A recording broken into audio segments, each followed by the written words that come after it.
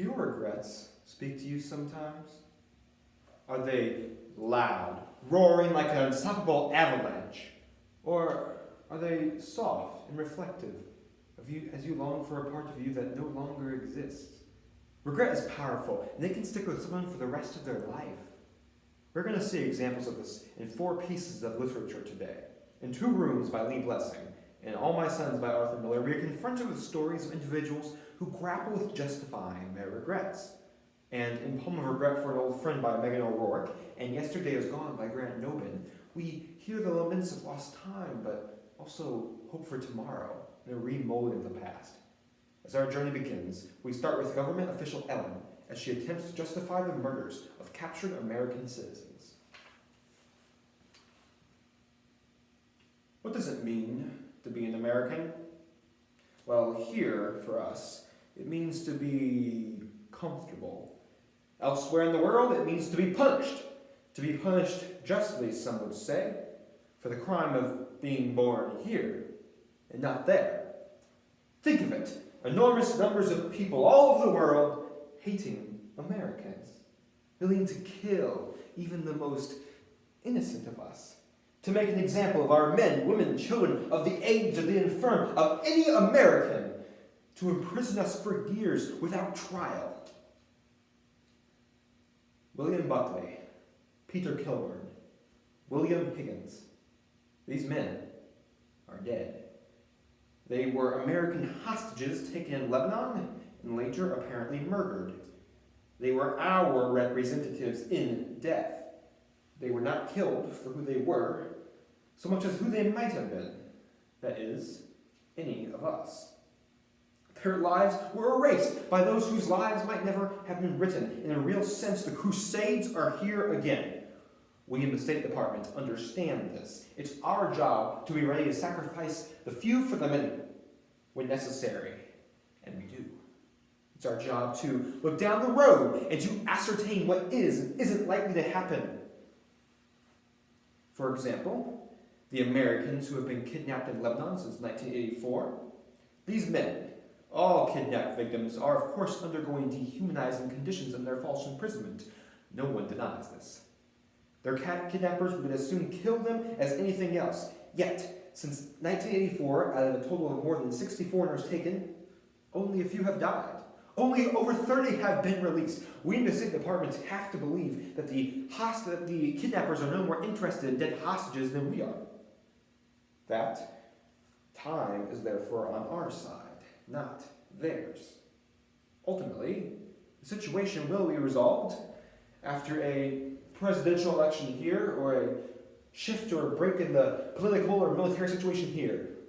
A break will come. But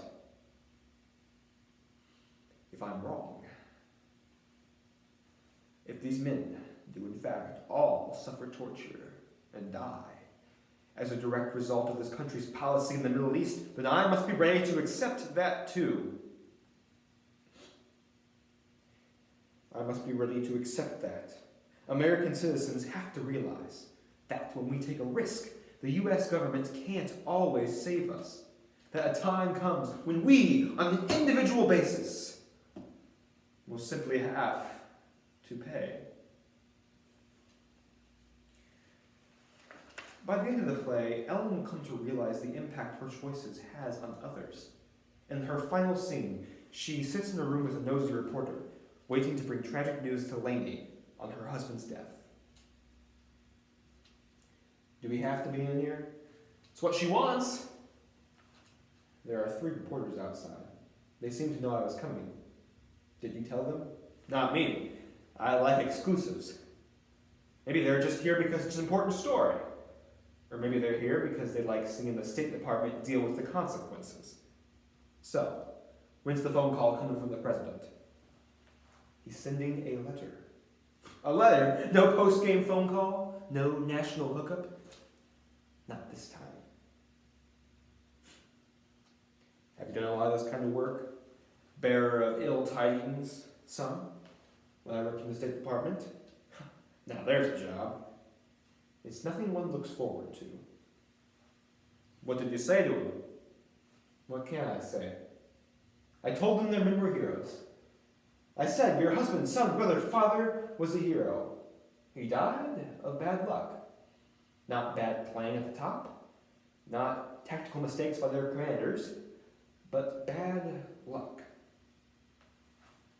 And they believed you. Of course. Is that what you're going to tell Lady? That Michael died of bad luck? No. Lady gets the truth. Which is, off the record, we miscalculated. We valued Michael's life below a chance to make an international point. We increased the danger for all the hostages. We chose to. Ellen's choices are irreparable, but sometimes regret doesn't come from choices you made, but rather choices you didn't make. In this next piece, Poem of Regret for an Old Friend, journeying with me through a reflection of lost time. What you did wasn't so bad. You stood in a small room, waiting for the sun. At least you told yourself that. I know it was small, but there was something, kind of a pulped lemon on the low edge of the sky. No, you're right, it was terrible. Terrible to live without love in small rooms with vinyl blinds, listening to music secretly. The secret music of one's head, which can't be shared. A dream is the only way to breathe, but you must find a more useful way to live. I suppose you're right. This was a failure.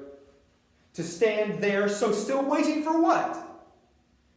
When I think about this life, the life you led, and I think of England, of secret gardens that never opened, and novels sliding off the bed at night, where the small handkerchief of darkness settles over one's face.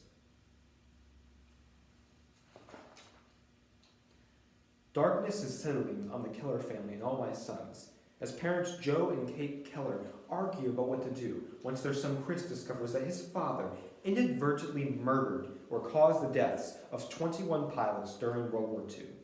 They already lost one son, Larry. They don't want to lose another. You can't bowl yourself through this one, Joe. You better be smart now. This thing is not over yet. Sit down, stop being mad. You want to live? You better figure out your life. What am I, a stranger? I thought I had a family here. What happened to my family? You've got a family. I'm simply telling you, I have no strength to think anymore. You have no strength. The minute there's trouble, you have no strength. Joe, you're doing the same thing again. All your life, whenever there's trouble, you yell at me and you think that settles it. Then what do I do? Tell me, what do I do? Talk to me. Joe, I've been thinking this way. If he comes back. What do you mean if? He's coming back. I think if you sit him down and you explain yourself, I mean, you ought to make it clear that you know you did a terrible thing. I mean, if he saw that, you realize you did. You see? What ice does that cut? I mean, if you told him that you want to pay for what you did. How can I pay? Tell him you're willing to go to prison. I'm willing to. You wouldn't go. He wouldn't ask you to. But if you told him you wanted to, if he could feel that you really wanted to pay, maybe he would forgive you. He would forgive me. For what? Joe, you know what I mean. I don't know what you mean. You wanted money, so I gave you money. What must I be forgiven? You wanted money, didn't you? I didn't want it that way. I didn't want it that way either. What difference is it what you want? I spoiled both of you. I should have put him out when he was 10 like I was put out. And make him earn his keep. Then he'd know how buck is made in the world. Forgiven. I could live on a quarter day myself, but I got a family, so Joe, don't excuse it that you did it for the family. It's got to excuse it. There's something bigger than family to him. Nothing is bigger to him. There is to him. Nothing's bigger than that.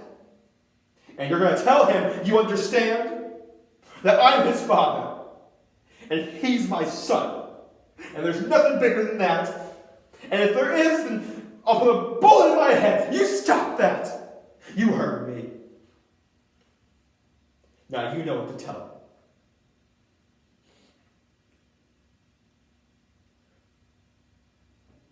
But he wouldn't put me away, though. He wouldn't do that, would he? He loved you, Joe. You broke his heart. But to put me away, I don't know. I'm beginning to think we don't really know him. They say in the war he was such a killer. Here he was always afraid of mice. If Larry was alive, he wouldn't act like this. He understood the way the world was made. He listened to me. To him, the world was a 40-foot front, and it ended at the building line. That was the boy we lost. Larry. Larry. What am I going to do, Kate? Joe, please. You'll be all right. Nothing is going to happen. For you, Kate, for both of you, that's all I ever lived for. I know, darling. I know. Throughout these pieces, we have seen the power of regret. But what about the power of hope? In this last piece, Yesterday Is Gone, we uncover the truth that our past is not defined by our choices, and we are not defined by our past. Live for today, hope for tomorrow, and forget about yesterday. I can't, for those are the words of a coward. And remember, I will try, for those are the words of a potential winner. The only way you can regret yesterday is when you've never learned anything from it. And remember that whatever you worry about, it's in the past. There is nothing that can change that. Just accept to choose to see yesterday's problems as an opportunity to grow.